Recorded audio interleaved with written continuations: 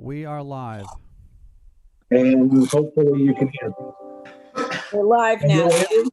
We're Excellent. on. That's good. Good afternoon, good evening. It is September 16th, 2020 at 6:30 p.m.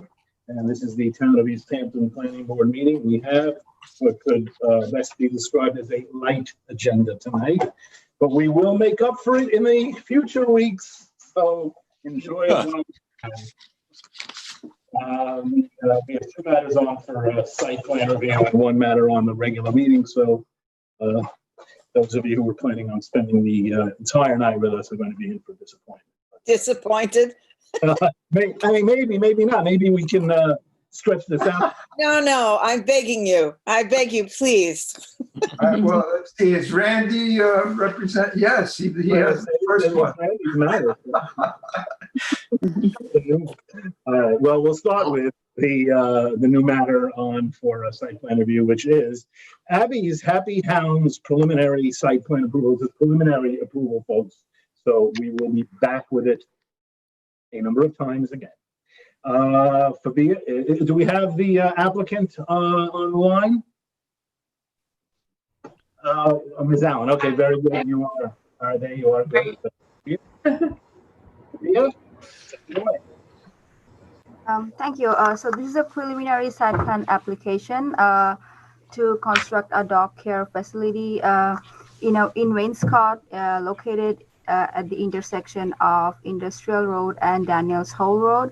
Also, it's very near to ARF, and also it's in the town-owned airport property.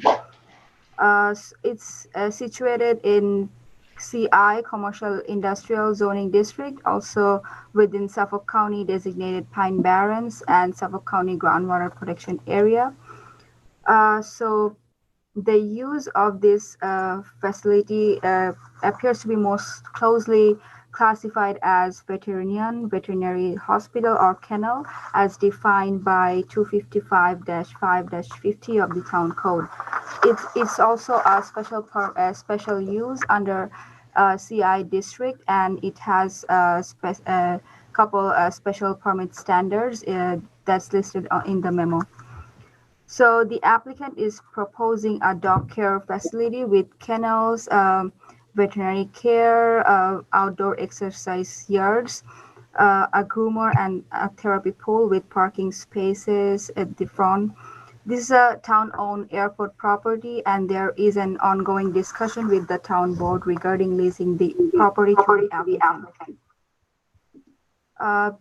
In regards to zoning, the principal building meets all the applicable setback requirements, but the training yard, as you can see, it's at the westerly property line. Also, the parking lot is situated 25 feet from the front yard, from the front property line, where 30 feet is necessary for accessory structures.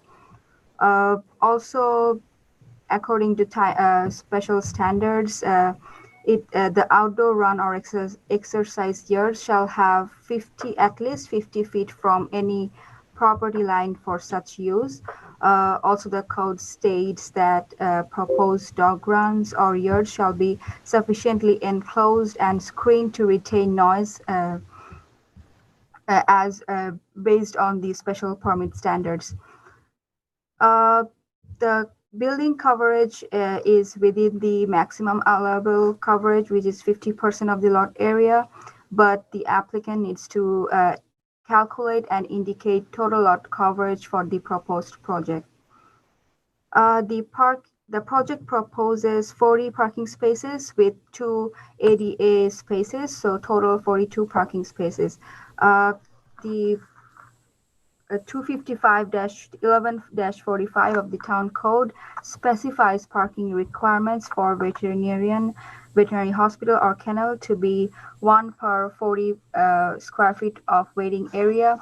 The applicant should specify the square footage for the waiting area in this facility so that the planning department can assess and review the parking requirements for this proposed facility.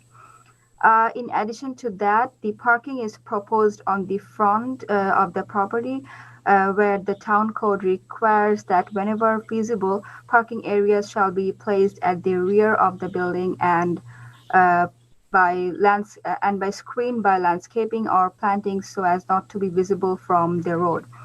As you can see, the property is situated both in at the intersection fronting Industrial Road, and also here is Daniels Hole Road. So it may not be possible to locate all the parking behind the building. So the applicant can use landscaping or screening to buffer the parking from Industrial Road if it's located at the front, and to preserve the existing aesthetic of the area. Also, a detailed narrative should be submitted by the applicant when the formal application would, is submitted for stating the nature and hours of operation, number of employees, and proposed classes or events, and maximum number of participants that would require additional parking. Uh, a comprehensive landscaping plan should be submitted upon formal site plan application. It's situated in the CI district, and the zoning district does not have any specific clearing restriction, but the project needs referral from Suffolk County Planning Commission, who base their review on 65% clearing limit for commercial properties who are situated in Pine Barrens region. So they need to provide clearing lines and clearing calculations for the proposed project. Also, floor plans, detailed elevation drawings, prepared, stamped, and signed by licensed architect need to be submitted. Location of sanitary and waste disposal system, lighting plans, comprehensive site lighting plan should be submitted as required by the Town of East Hampton Planning Board, guidelines for lighting as adopted by the Planning Board. Proposed location, height, and type of all proposed fences shall be provided if it's used. Screen plantings for the parking lot and dumpster shall be depicted on the map if proposed by the applicant. So there is a list of all the required items in the memo that should guide the applicant when they submit the formal application, and also as a form of questions that planning board may discuss with the applicant, which issues to be solved and need to be submitted with the formal application. Joke. All right. Ms. I'm sorry, I clicked away from your name on the screen. Ms. Allen. Yes. Hi. We met before. Well, anyway, welcome. Please proceed. Thank you.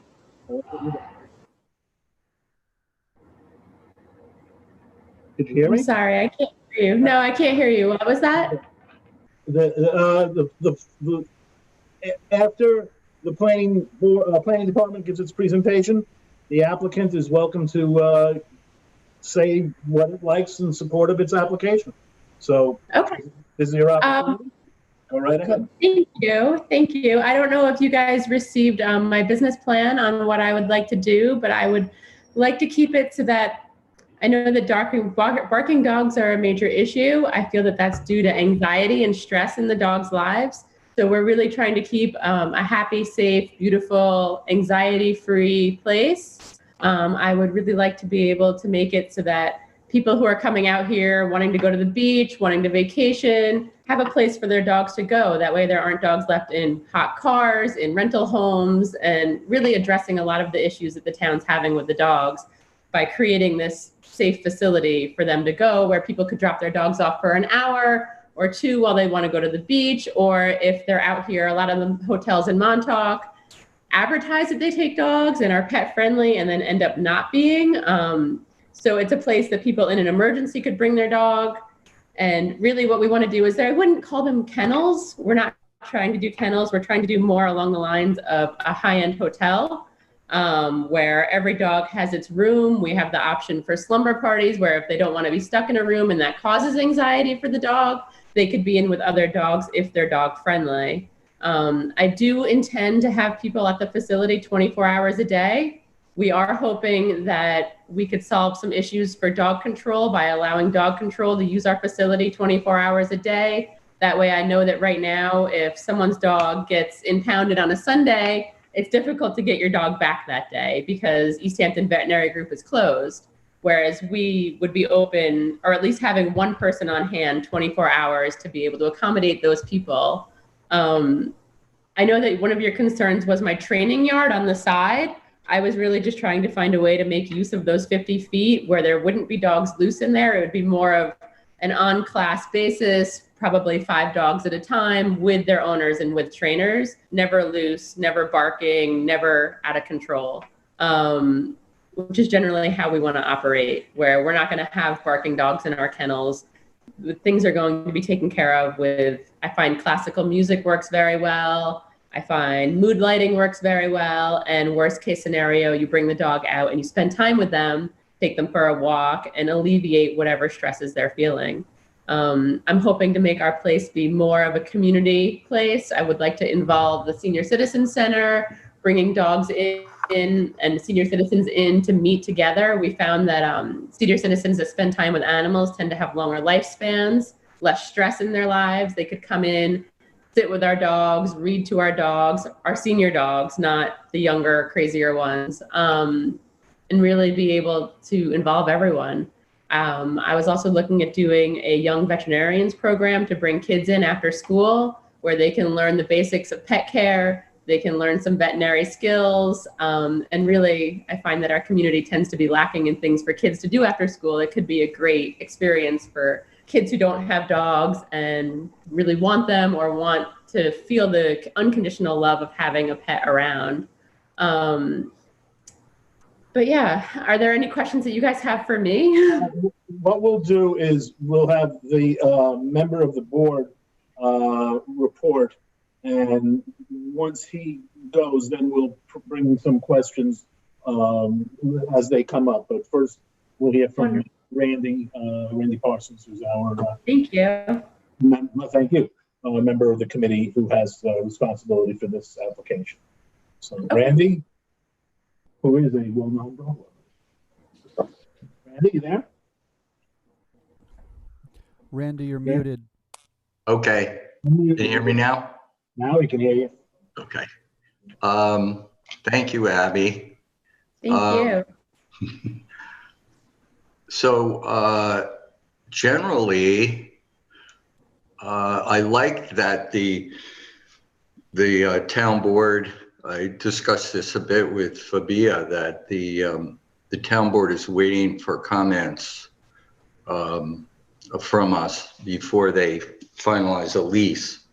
And you remember with pods, they had finalized the lease before they came to the planning board. So this could allow us to go with that 65% clearing that the county uses. In general, I mean, I think it's a good idea. I wonder about how this facility might interact with ARF, because it seems to me there's training at both facilities. I know they're not. Randy, sorry to interrupt you. I don't know that that's a consideration for the board, that's a relevant consideration as far as whether or not it competes with other facilities in the area. And we'd also be happy to work with them. I mean, I'm happy to, right now I know that they're using a landscaping building for their winter training programs, and we'd be happy to lend them a gym, have some of their trainers come in, and I mean, we're working together. They're more of an adoption facility, whereas we're taking care of the dogs after they get adopted. So I really see that it could be a teamwork thing. Yeah, that's what I was thinking, that they're, you've got, you know, a number of dog activities going on there. Maybe. For sure. The other thing in Fabia's memo, I think we like to get the input from the airport manager and the FAA. this is a 35-foot tall building in adjacent to the main runway. So I believe that, I'm sorry, I don't mean to interrupt you. I don't think it's necessarily 35 feet. I believe the building, like the guy who laid it out said it would be under 35 feet to meet with whatever requirements you needed. It's only 2 stories and they don't need to be that big.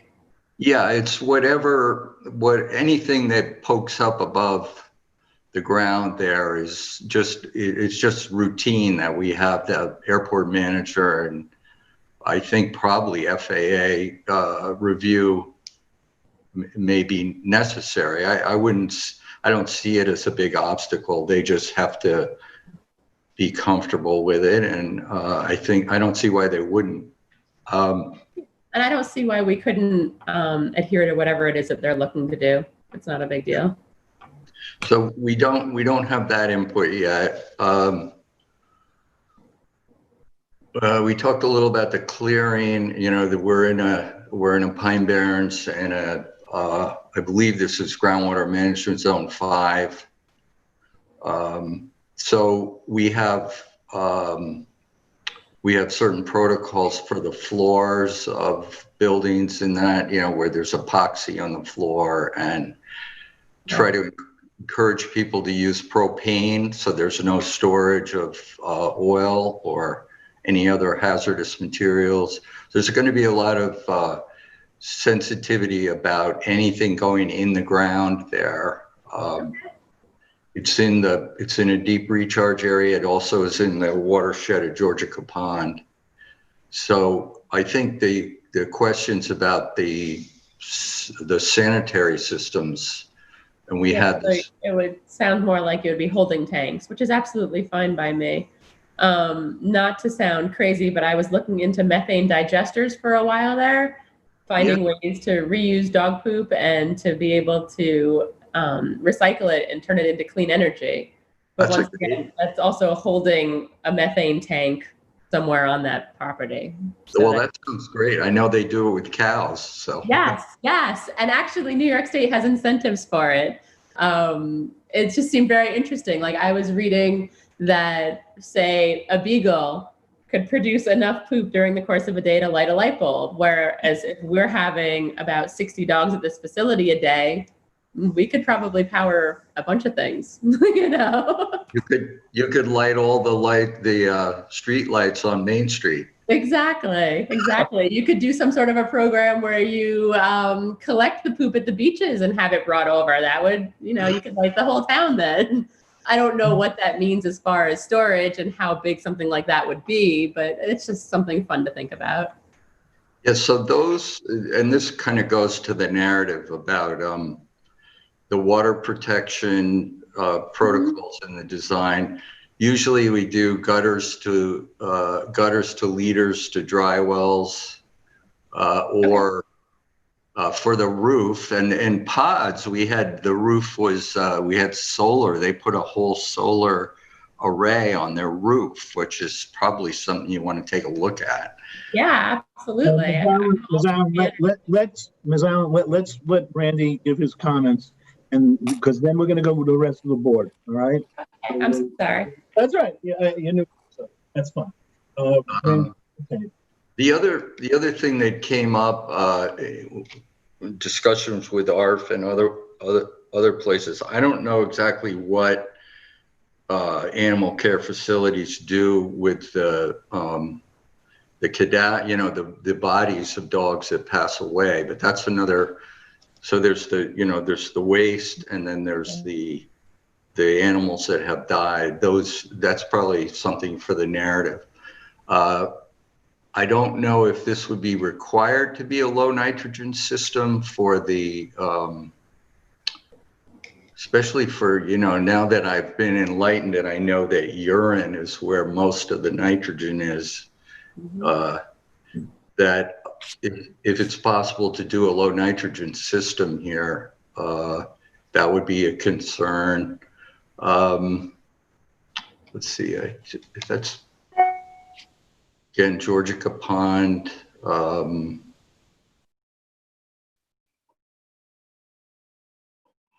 The narrative, Fabia did a great memo, and she got pretty, you know, pretty much everything.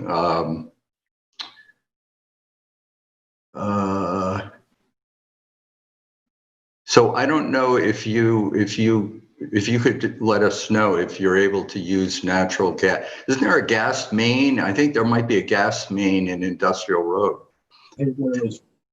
which would eliminate the need to store petroleum products or liquid petroleum anyway. I think they're That's just. something I'd be happy to look into. I think that's it for me. Okay.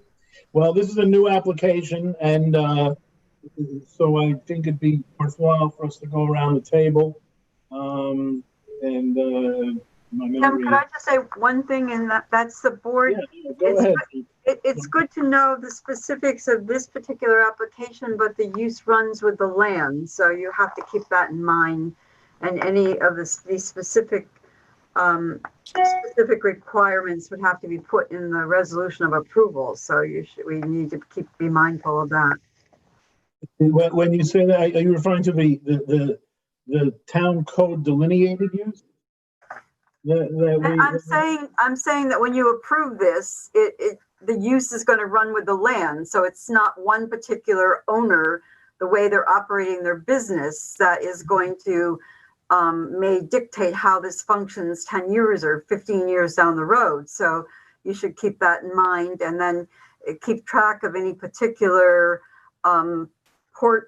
ways of operating the business that you would want to incorporate in the approval. Because if it's not incorporated in the approval, or covenants and restrictions required to be filed, it's possible that may not be the way the business operates at some time in the future. Right, particularly if it were to change ownership down the road. So yes. Right. For example, if we said it's going to be use the gas main, and that there's not going to be liquid petroleum stored on site, that would be a condition of the approval that would run with the land. It might. Yeah. all right, let's start with Sharon. You there? Yeah, I'm here. And let's start on that side and work our way. Yeah. Ed. Well, I think, we're at the very beginning of this process, obviously. No, I don't think it's a bad use for that area at all. And, I'm not sure, we have these setback rules, but I'm not really sure what's around them. Right now, there's really not much around them except for an airport on one side. And is there a vacant property right now to their left? It looks like there's some vacant lots, right? That would also be, I see. So there's one more on the left there that I guess could be a consideration going forward for that training yard.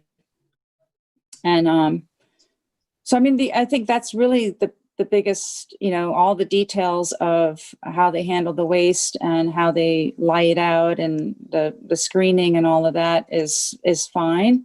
It's just whether that training yard close to the property line is adequate, is good or not. I know she thinks that, dogs, may not bark, but I've been around dogs that no matter what you do, they bark. And the sweetest dogs could be, they just bark, and I'm sure it is from anxiety, but they're just anxious dogs. So, I think that's, to me, the biggest obstacle in this layout is just having that training yard near the property line. That's it. Very good. Randy, I think everything else has been discussed. Yeah. Okay. All right, Kathy. Well, first of all, I love this idea. I love the idea of happy hounds. I want to, I think it's a great idea. And I think this is a good spot for it. But just to reemphasize, I think we do need a narrative, and the narrative, as Joanne said, will inform the conditions of approval that are specific to this application, because whatever we approve for this piece of land will run with the land. So whatever conditions are placed on this application will be, that's it, going forward.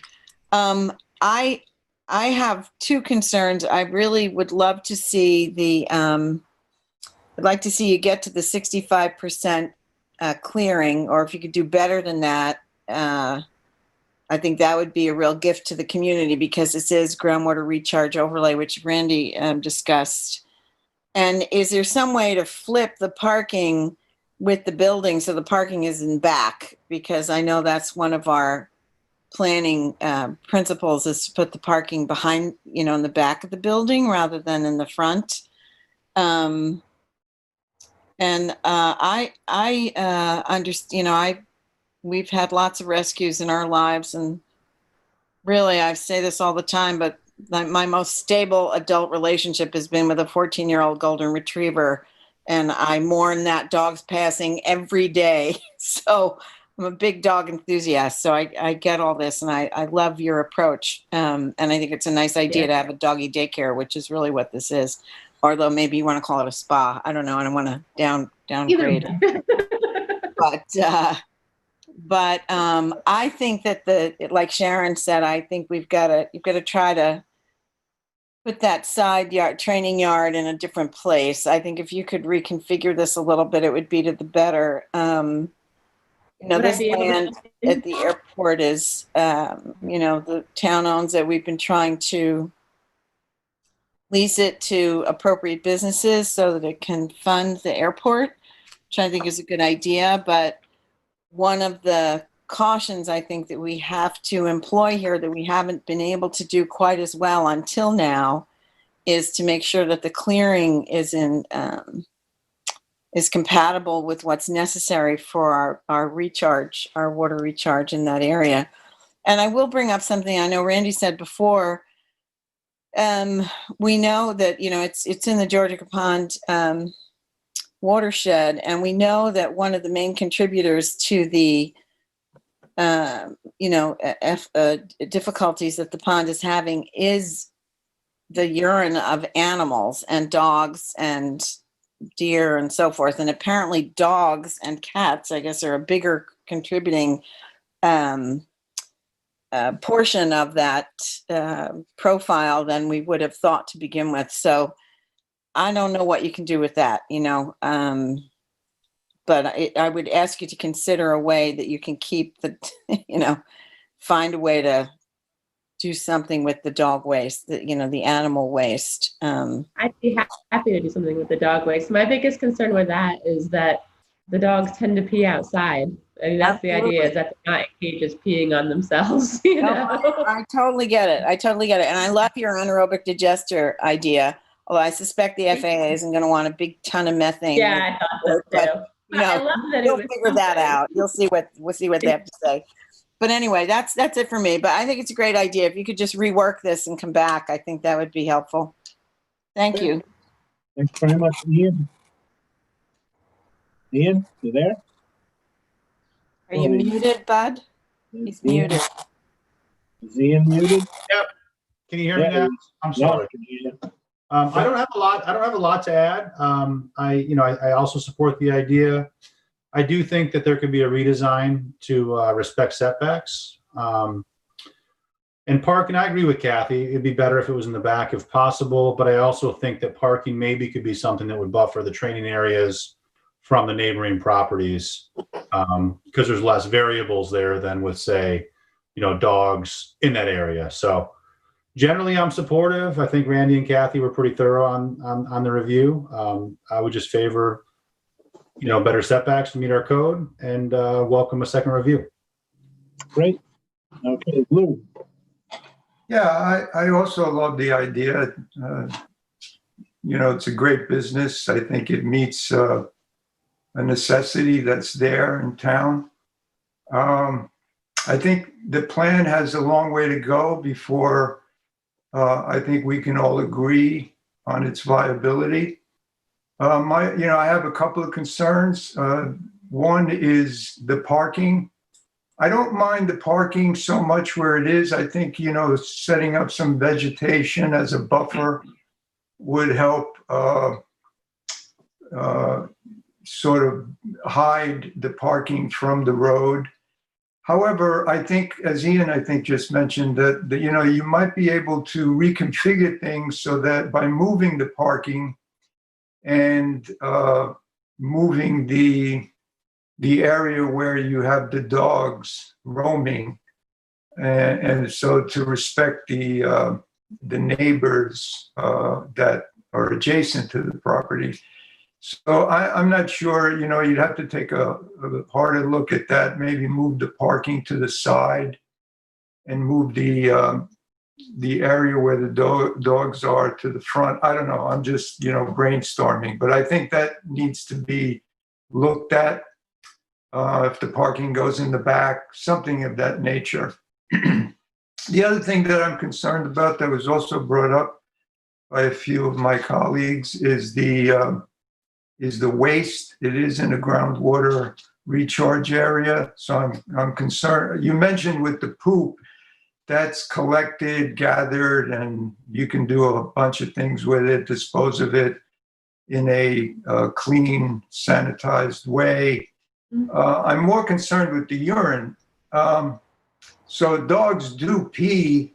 They don't pee in a toilet like humans do, which we have sanitary tanks, and now we have the new IA systems that filter the nitrogen out of the effluent. You don't have that with dogs. I mean, they just pee right into the ground. So I don't know. How do you, it's an area that I'm not sure how you deal with that. How serious a situation that could be. So those are my concerns.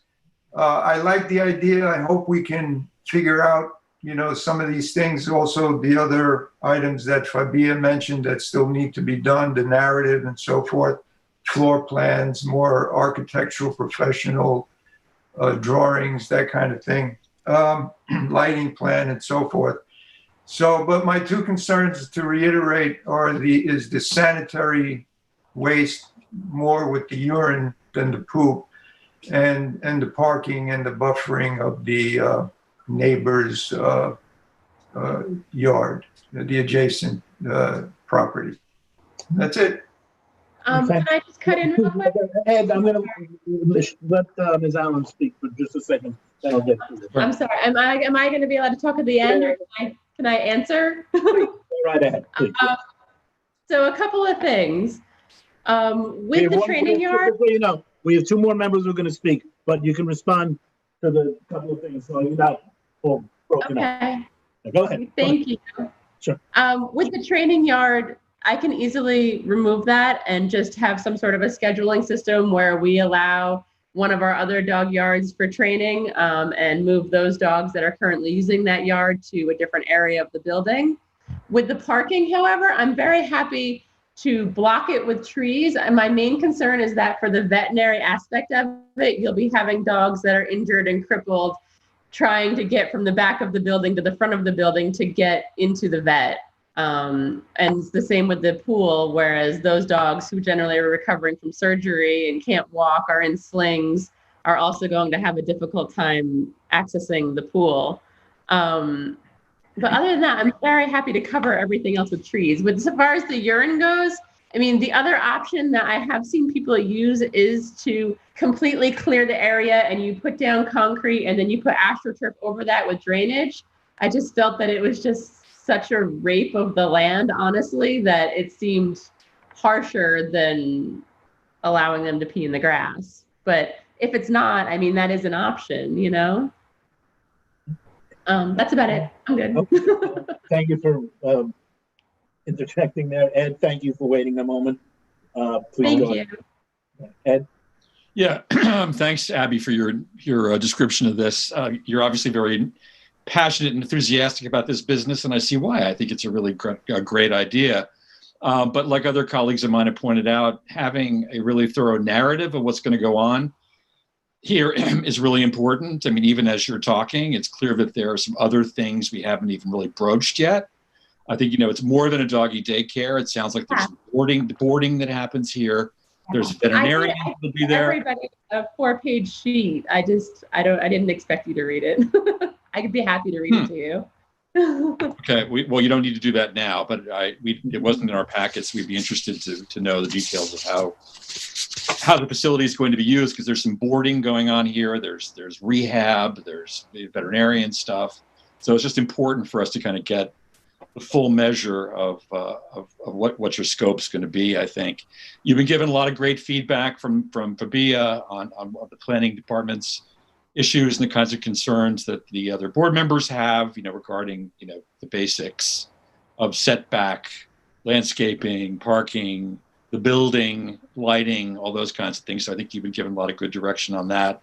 And I just want to emphasize what other people have here is that, this is a sensitive area, right? It's recharge, it's watershed for the pond, which has issues, as you know. And, clearly, as other people have pointed out, animal urine is really an issue. So if you can find a way to be a real innovator in dealing with animal urine, that would be, fabulous. But I think you're going to need to really think hard about that piece of it, because clearly we don't want to add to the problem we already have in that area. And like other people have said as well, I think needing to adhere to the 65% county guideline for pine barrens is going to be, in terms of clearing, is going to be an important thing for you to consider including in future plans. So without repeating anybody else, that's it. Yeah, at this point, I would be repeating pretty much what everyone else has said, although I think Ed just now brought up the concerns that I have, which are relate to the narrative and getting a really clear sense of what you intend to do in the long run. I'd be happy to share. Please. Yeah, no, I mean, if there's a 4-page memo that we need to review, just understand this is the first time on for us. So as we get closer to approving the project, we'll obviously read everything that's submitted. But my immediate concern is how much of this is a veterinary office and how much of it is I like the phrase spa. I know that's not exactly accurate. But, I'd be happy to tell you. Yeah, go ahead. Okay, so if you're looking at, or we're all looking at the building plan right now, to the right-hand side, the one triangle that's jutting out, that area is your veterinary area. The large area behind it and the main building in the middle would be your lobby and your hotel rooms. And then the building on the side would be your grooming area, and the pool is off of that, with the dog yards in the middle. I'm planning on having a lot of gardens, a lot of greenery. That's my thing, honestly. I'm very into gardening. I want to have a memorial garden for dogs who are too stressed to be in a veterinary situation where they could go wait instead of the waiting room. They could be out in the garden in a natural environment and then get called in later when it's their time.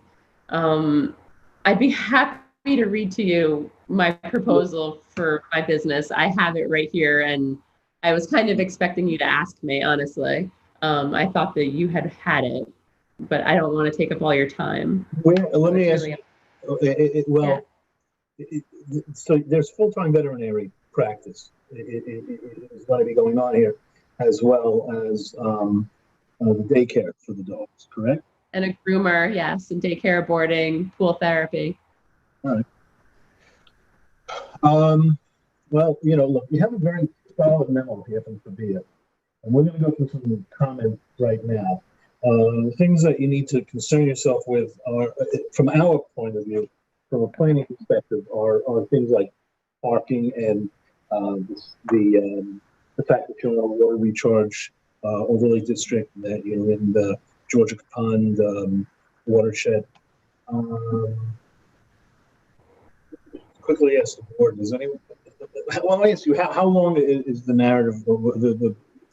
Sam, can I just interject? Given that we want so many other revisions, why don't we, I don't think we need to read the business plan to have that substitute for a narrative. I think a narrative will. We don't want that. Yeah, so why don't we just get the, have Miss Allen, is it? Submit the narrative with the revised plan, and we can go from there. Okay. And by a narrative, do you mean what I submitted with the 4 pages? I'm not understanding. Well, you know what? Actually, I think you work with Fabia and make sure that and you'll hear these questions. and it'll give you a sense of what we're looking for. And we'll see if what you have comports with what we need. All right? Okay. And like I said, Oh, you're I going can to actually be back see and it forth on the again. bottom there. I'm sorry. What's right? Underneath the drawing, you can see the business, my narrative. Oh, we saw it. Oh, okay. All right. No, this I've never seen. I didn't remember. It's in there. I just think, I don't think we need to read that now. No, we don't. We saw it. No, But it gives, yeah. you know, that's the thing I read. All right, Do we circulate that as well? Randy, Yeah. Oh, we have? Don't you No, I have- don't think so. well, We don't have it. all right. Maybe- Well, Randy, the answer is yes, absolutely. We'll circulate that. I have a question. Sure, go. Is it my turn? So I know that in order to have all of this move forward, I eventually have to get to the town board for them to vote on it, to even give me some sort of an idea on how much renting this piece of land would be before I embark on what looks like a $3 million building, just so that I can get an idea of what my future is, if I can pull this off, basically. I need to be able to know how much it's going to be to rent the land, and I know that I can't get there until I get to the town board, and I'm just trying to find out what I need to do next for my next step. What am I supposed to do?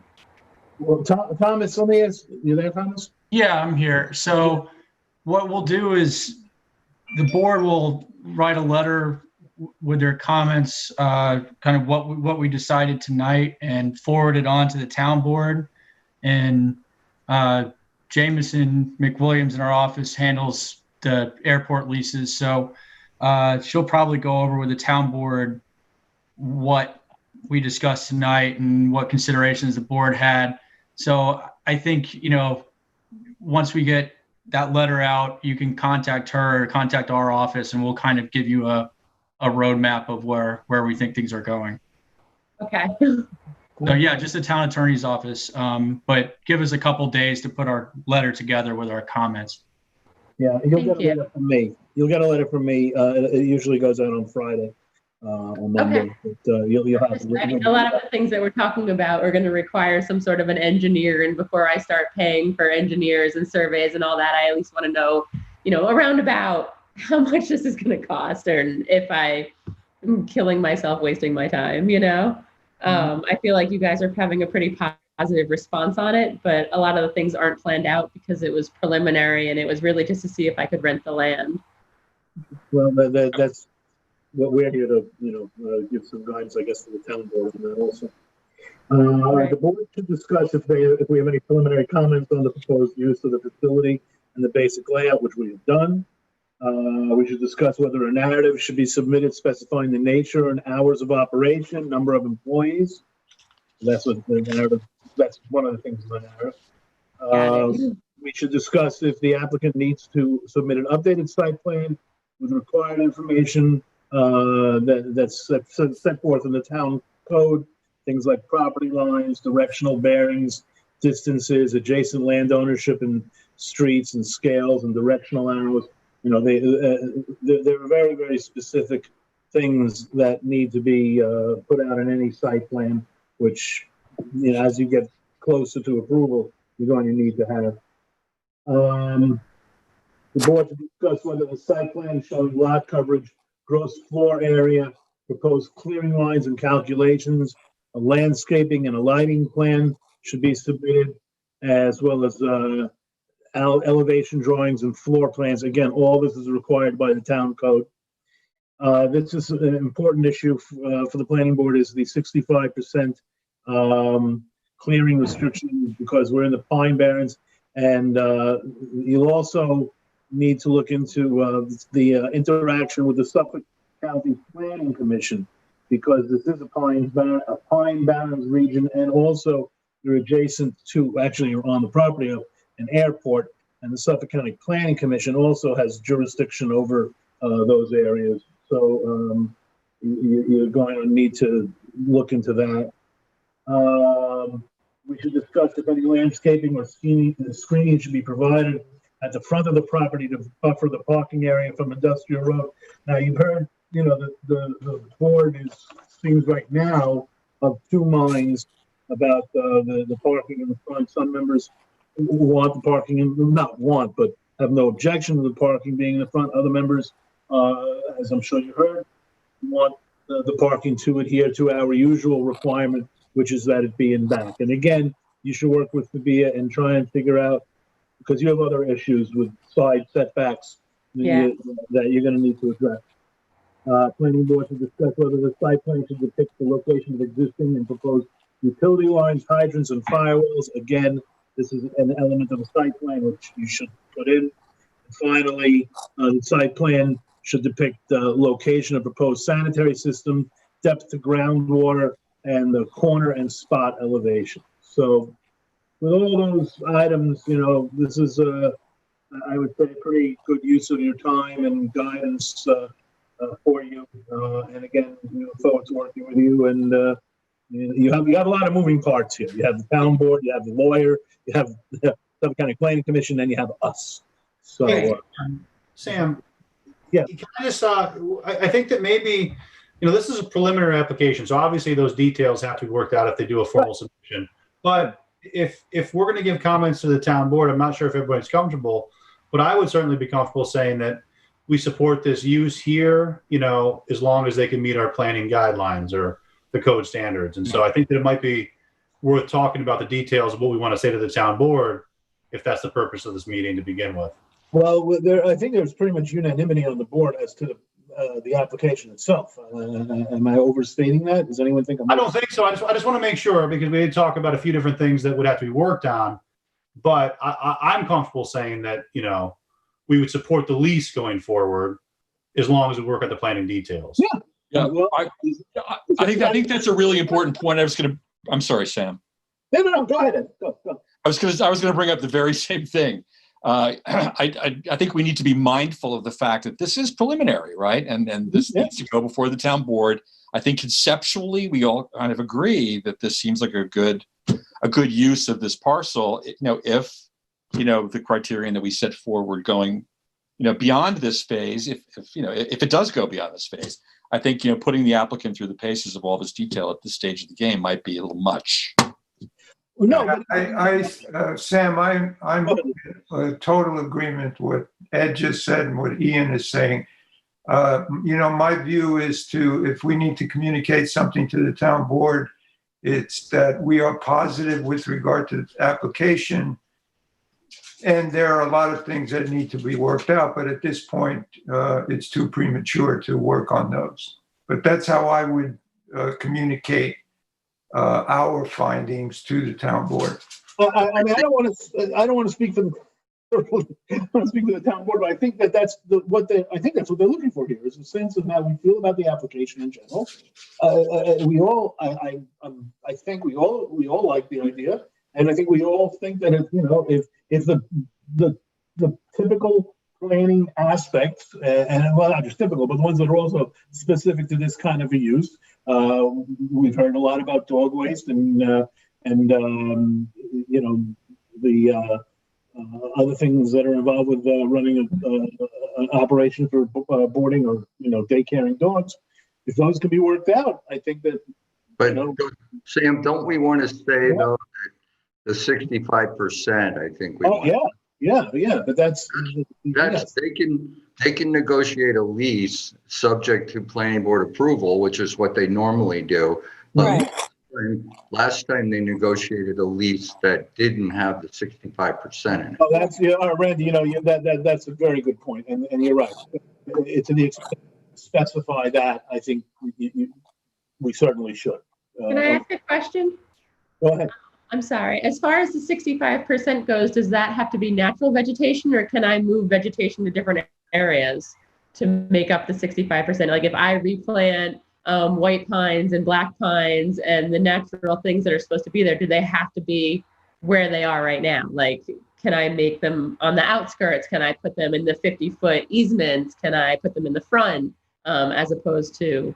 But the parcel's completely wooded now, so you would leave 65% uncleared.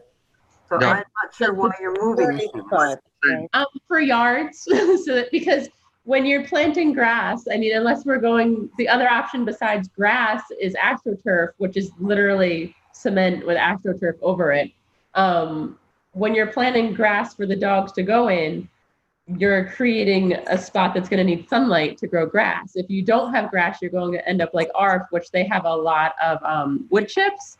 And with the wood chips, you end up with a lot of tick issues. A lot of issues come along with that aren't exactly.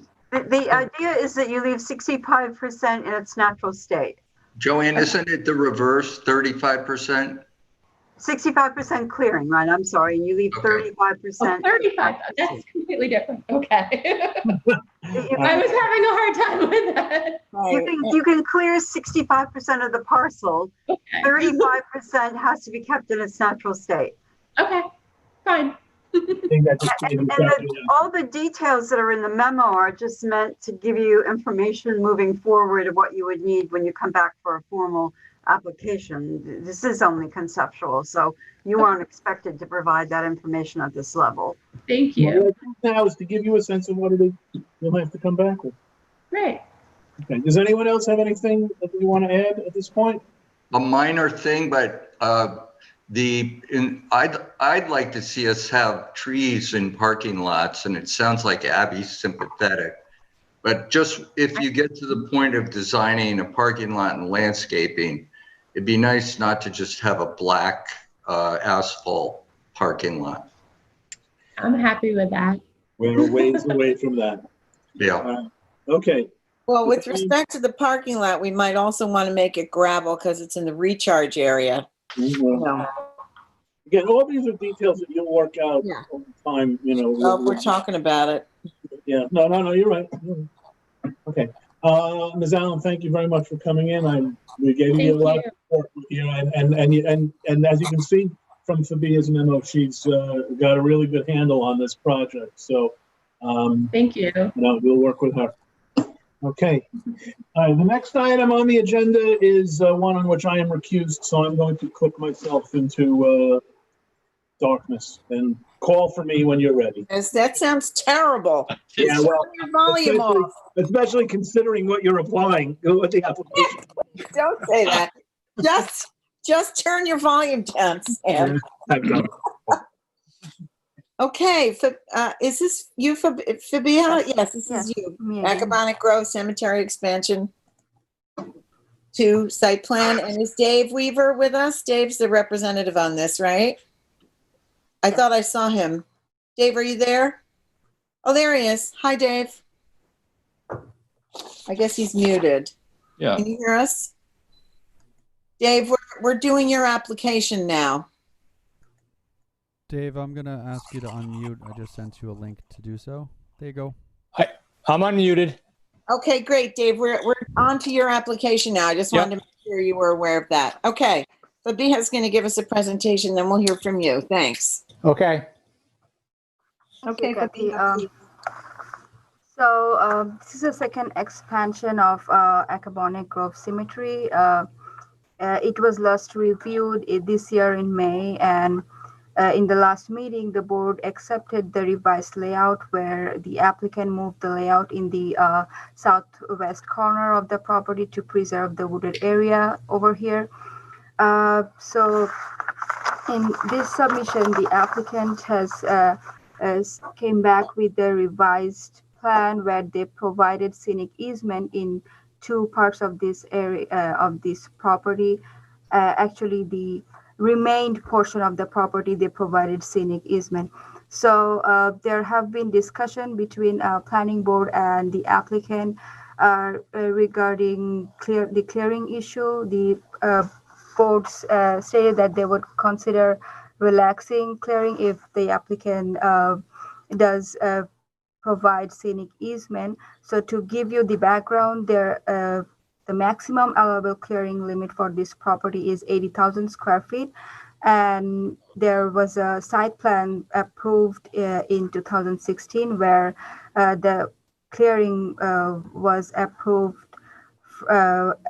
as 181,826 square feet at that time. and the current proposal would further increase clearing to 206,730 square feet.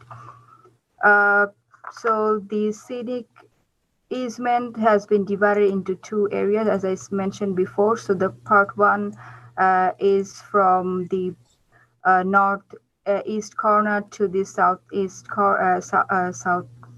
corner, which is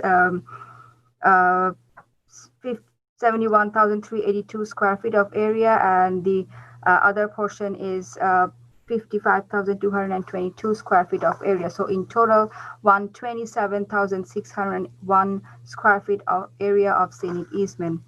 Other than that, the applicant also submitted a narrative stating that they would use tall fesk blend grass, which is drought and heat tolerant and also disease resistance, that will require less watering and mowing. Also, the existing irrigation system will be extended to the second expansion.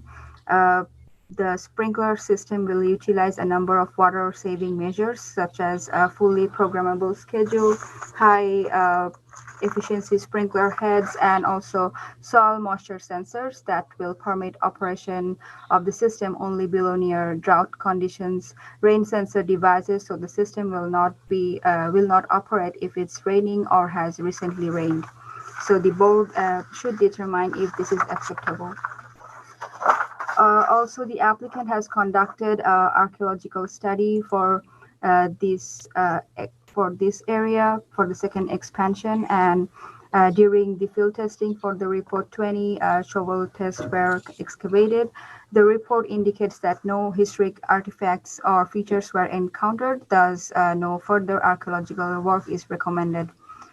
The planning department has prepared a short EAF, but unfortunately it wasn't attached with the memo. I think Jody has forwarded to all the board members. So no significant adverse impacts have been identified, and a negative declaration pursuant to SECRA and Chapter 128 of the Town Code is recommended. So in conclusion, if the planning board finds the revision to be acceptable, they should review the attached EAF, not attached, and make a SECRA declaration. Thus, in conclusion, the project is complete and ready to be scheduled for a public hearing. Thank you, Fabiha. Dave, would you like to address the board? I don't really have anything to add. We would like to move forward, have the public hearing, and proceed. We have addressed your concern about the scenic easement, even though we don't agree with the need for it, but the applicant has agreed to give up his right to any future expansion. So we're ready to move on. Well, thank you, Dave. We appreciate that. Okay, Ed, this is your application. Yep, it is.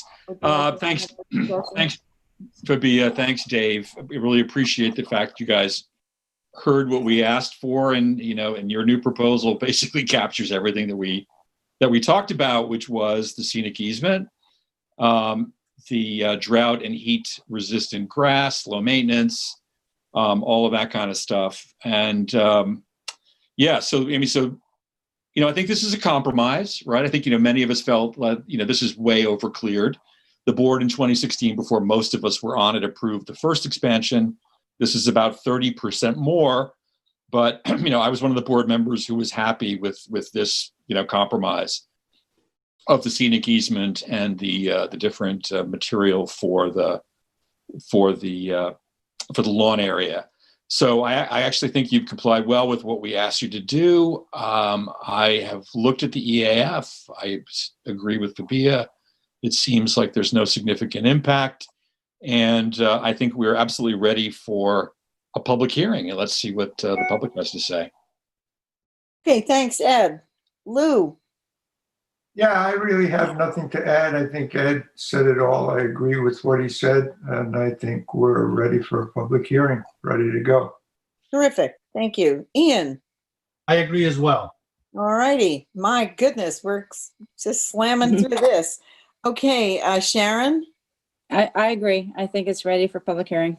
Wonderful. And how about you, Randy? Well, I think it's great that they did the easement. That's a big concession, and I appreciate it. I still haven't gotten any comfort level about and I don't know if this is in the narrative, but I recently attended a burial at the Wainscott Cemetery, and the Wainscott Cemetery has shallow depth of groundwater, and they require what they call vaults for every burial there. It's a concrete case. It's about I'd say it's about 2 inches thick. That completely encases the coffin or the burial. And they do that for several reasons. They do it to keep the site from collapsing, but they also do it because of flooding, the groundwater situation, and to avoid any contamination of the groundwater from, we don't really know what the practice here is, but embalming fluids and various other contaminants exist in a wood box buried in the dirt. It's pretty well documented that, and we have 1,500 burial plots here, and we have at some points on this site 12 feet of elevation. Dave might know, but I'm guessing the groundwater table's maybe at 3 feet. So we've got 9 feet from the surface to the top of the water table. I don't know how deep these burials are, but I don't think we've covered the bases about ground and surface water protection. This is in the Accabonac Harbor critical environmental area, and we don't have any idea about how that's being managed here, and I'm not comfortable with that. The only other thing I would say is I would ask Dave is, could the pond area and this other area that's not being used, could they be added to the easement area? Well, Randy, you want me to answer now? First of all, no embalming fluid is used for the people who are buried here. They're generally buried within 24 hours of their demise. And I think that's in the letter from the Jewish Center. But so there's no chemicals used here. So could we make that a condition of the approval? Would that be okay? I'd have to confer with the Jewish Center to make sure that's okay, because I'm not sure that 100%, but I know that it's my understanding that they don't generally use that. So I don't think that's a concern, but let me verify that with them. Mm-hmm. As far as the pond area, that would already be considered to have been cleared because the understory has been disturbed and the pond was built. That's a man-made pond, not a natural I see. pond. Okay. So that area, although they don't intend to use it for anything, and it would take site plan approval to use it for grave plots or anything else, I would say that the planning department would generally consider that to have been cleared. So even though it's cleared, it could still be in an easement of some form that would not allow it to be used for grave sites. Well, possibly. If it was going to be used for grave sites, they'd have to come back to the board. So, that's not consideration. I don't know if you've been in here, but this is truly the nicest looking cemetery in town. And it is. The whole idea of the pond is for someone to be able to go sit and reflect. I don't think there's any intention, or we would have put grave plots in there now, knowing that this is probably our last shot at ever doing anything additional here. We would have proposed them now. We're not proposing them. We're assuming this is it. And What's this other area, Dave, down in with the gray hatch around it? That's not in the easement. I'm not sure. Those are the actual grave plots themselves. Is that what you're talking about? No, it says if you go to the south, right near the pond, there's a gray hatched area that is not included in the scenic easement. I'm not sure where you're talking about. If you go southwest of the pond. Oh, those are contour lines. That's topography. No. Who's got the? Is that Fabia? Do you have the pointer? Cursor, yeah, Fabia has the Are cursor. you referring to this? Right there. No, hold it there. Now go to the right. Go to the right. Right there. Right there. Okay. Oh, that's the edge of clearing that exists today. Yeah, that should have been included in a scenic easement. We missed that when we drew it up, and we will include that in our next drawing. Nice catch, Randy. Good catch. You caught me. I'd still like to include the pond, but that's up to the other members. Well, if you want to include the pond, I would suggest a conservation easement because it's already cleared as opposed to a scenic easement. Absolutely. Good suggestion. Absolutely. We're not trying to pull anything on you. Yeah, no. Is that it, Randy? Do you have anything more? Nope. Okay, great. Okay. Well, thank you, Dave. I really want to thank the applicant for working with us on this. I know it was something of a sacrifice, but I just want to add my support to the comments that Randy made just about being concerned about what goes into the headwaters of Acapulco Harbor there. And if you can find out from the Jewish Center, you know, what sort of, I know that it's the practice to bury a person within 24 hours of their passing. So that's, you know, the general embalming fluids are not likely to be used, but there could be other things. So, and I think this is an area of our, you know, practice as a species, religious and culturally, that we just have not examined that carefully. So I think we have a chance here to do something good. Randy, great catch on that little piece here that is not in the scenic easement. And thank you, Dave, for offering to put the conservation easement over the pond, assuming your client approves. So I would just like to go through these questions with the board. I really, again, thank you, Dave. This has been a very easy process with you all. And the planning board should determine if the narrative for grass species and irrigation is acceptable. How do we feel about that? Everybody good? Yep. Yep. The board should discuss whether to relax the clearing restriction. Are we willing to relax the clearing restriction? Yeah. Yes. Yes. Okay. The board should review the attached EAF and make a secret declaration. Do you want to, Ed, this is your application. Do you want to make a Motion? make a motion to recommend a negative declaration? I don't see how, I don't personally, I don't think the EAF acknowledges the potential adverse impact to the ground and surface water. So, and I don't know how we can assess that until we hear back from Dave.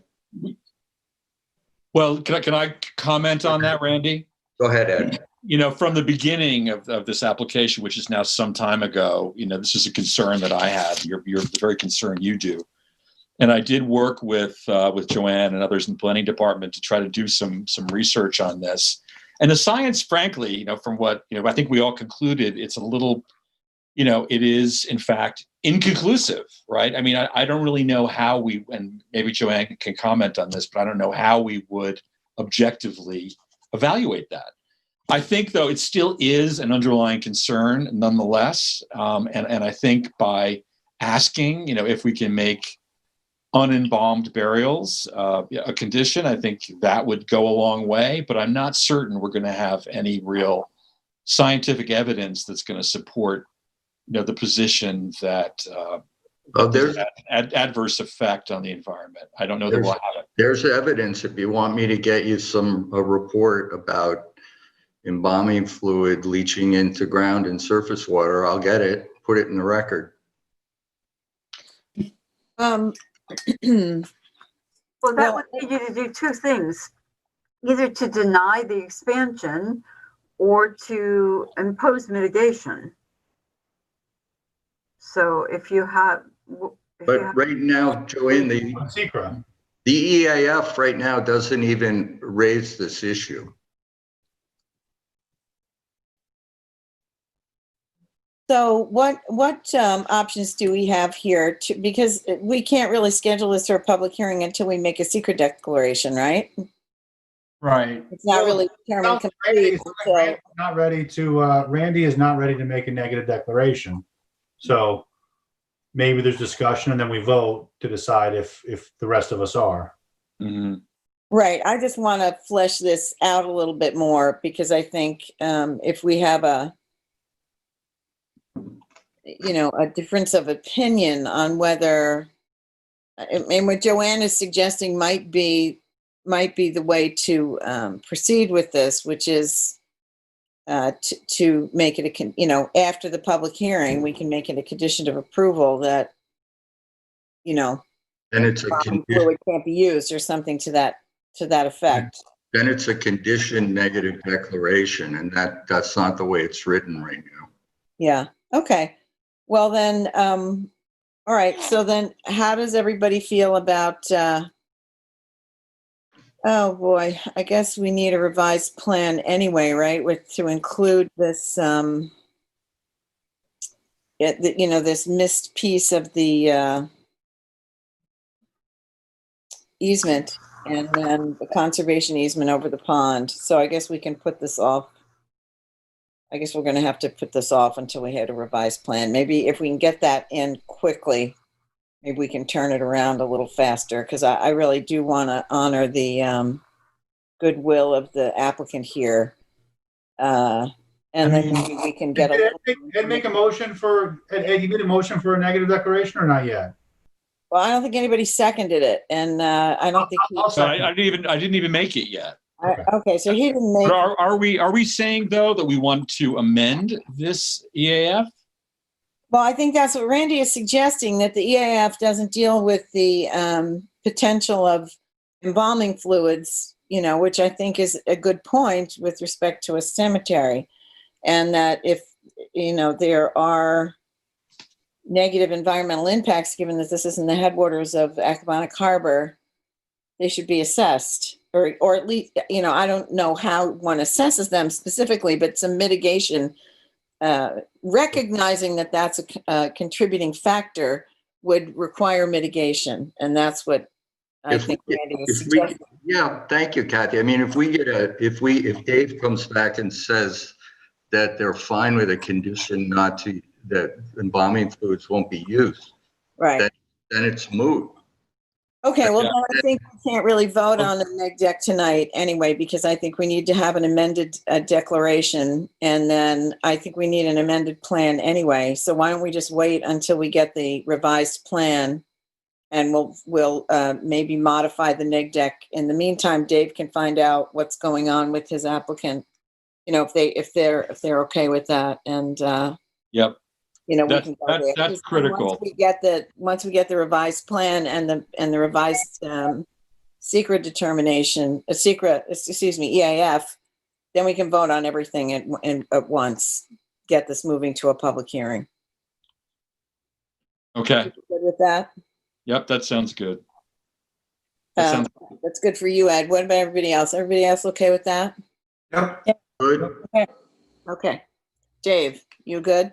Well, I don't get a vote, so I guess it doesn't matter. Well, I just, okay. I just wanted to know if you had any. That really was, will you do it? Will you ask that question? Yes, that's really what I meant. Yes. Is that? We wanted to move forward, so I will address this as soon as I can. Okay. All right, Dave, we thank you for your patience and your professionalism, and please thank the applicant for their goodwill. Okay, thank you. Thank you, Dave. All right. Good night, Dave. Good night. So where are we here? I think we summoned Sam back. Sam, come back from the darkness. Yeah, well. There he okay, is. I'm back. Well, that was quick. It's a miracle. Yeah.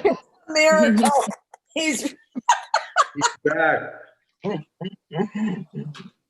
all right. Thank you very much. So are we done? Oh no, we have a. We're done. We're done with the. But don't we have an extension of time? We have one item on the regular meeting, and that is an extension. Lou, she says that it's yours. Okay. In the matter of the application of Fisher Additions porch and patio site plan, Suffolk County Tax Map number 300-17-1-10. It's an extension of time to August 9th, 2021. I've read the resolution that calls for that extension, and I approve its acceptance. Is there a second? Second. All those in favor of granting the extension on the Fisher Additions porch and patio application? Aye. Opposed? Passed and carried 7-0. All right, just one small bit of housekeeping. We have a meeting next week, correct? Meeting next week. Yes.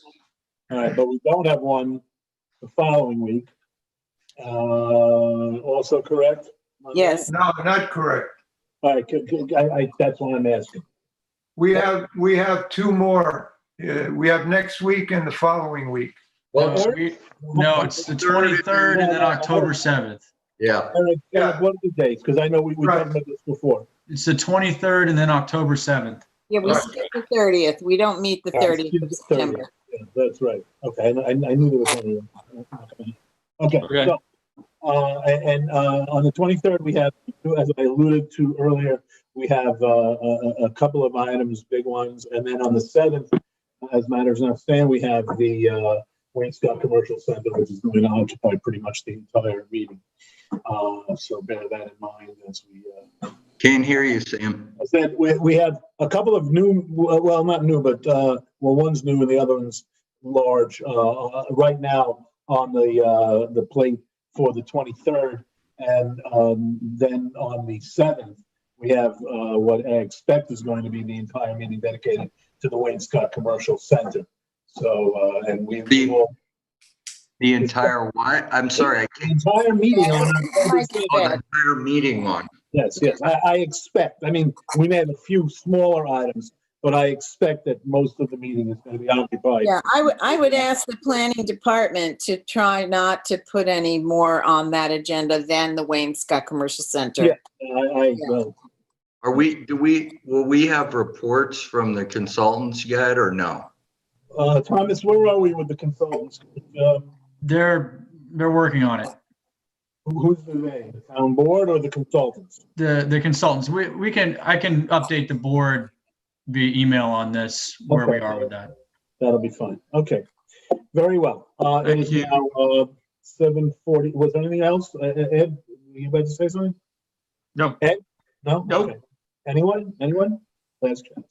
Okay. Once again, thank you to LTV. Thank you to planning board staff, and motion close. And also to the second council.